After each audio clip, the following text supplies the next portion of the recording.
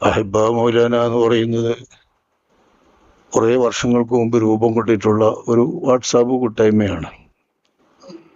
അതിൽ മൗലാന മൗഫില മൗലാനനെ ഇഷ്ടപ്പെടുന്നവർ എന്ന് പറഞ്ഞ് അവർ രൂപീകരിച്ചതാണത്. ഞാനിതറിയില്ല.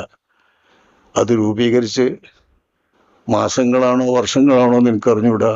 ഞാനിതിനെക്കുറിച്ച് ആദ്യമായി കേൾക്കുന്നത് ദാറുസുന്ന ഇസ്ലാമിക കേന്ദ്രത്തിൻ്റെ ഒരു ബിരുദദാന ചടങ്ങ്. ആ ചടങ്ങിൽ നമ്മൾ ബീരാൻകുട്ടി ഹദറത്ത്, മന്നാനിയിലെ ബീരാൻകുട്ടി ഹദറത്ത് മർഹൂം, അള്ളാഹു അദ്ദേഹത്തിൻ്റെ എല്ലാ ഹസനാത്തുകളും സ്വീകരിക്കട്ടെ, അദ്ദേഹത്തെയും നമ്മയും അള്ളാഹു സ്വർഗത്തിൽ ഒരുമിച്ച് കൂട്ടട്ടെ. ബീരാൻകുട്ടി ഹദറത്ത് കൗതുകത്തിൽ അതിനെപ്പറ്റി പറയുമ്പോഴാണ് ഞാനിത് ആദ്യമായിട്ട് എൻ്റെ കാതിൽ കേൾക്കുന്നത്, ഈ അഹിബ മൗലാന എന്ന് പറയുന്നതാണ്. പിന്നീട് അതിൻ്റെ ഒരു പോസ്റ്റർ കാണുന്നത് ശേഷം നടന്ന ഒരു വർഷത്തെ കഴിഞ്ഞ് നടന്ന നമ്മളെ ജാമിയ ഹബിയയുടെ സമ്മേളനവുമായി ബന്ധപ്പെട്ട് അവിടെ ഇങ്ങനെ വെച്ചൊരു പോസ്റ്ററാണ്. ഇതാരാണ്, ഇതെന്താണ്, ഇതിൻ്റെ പരിപാടികൾ എന്താണ്, ഒന്നും എനിക്കറിഞ്ഞൂടാ. ഞാൻ ഈ വാട്സാപ്പുകളിലൊന്നും പ്രവേശനമില്ല, അതൊന്നും കേൾക്കാറുമില്ല. അതിപ്പോൾ എല്ലാവർക്കും അറിയും. അത്യാവശ്യം എന്തെങ്കിലുമൊക്കെ ആരെങ്കിലും കേൾപ്പിക്കുന്ന ഭാഗം ഉണ്ടെങ്കിൽ അത് കേൾക്കുന്നത് മാത്രമേ ഉള്ളൂ. അതെന്നെ ഇപ്പം തുടങ്ങിയതാണ്, ഇതിൻ്റെ മുമ്പ് അതുമില്ല. അപ്പോൾ ആ നിലക്കുള്ളൊരു അഹിബ മൗലാന ഇവിടെ ഇങ്ങനെ നടക്കുന്നുണ്ട്.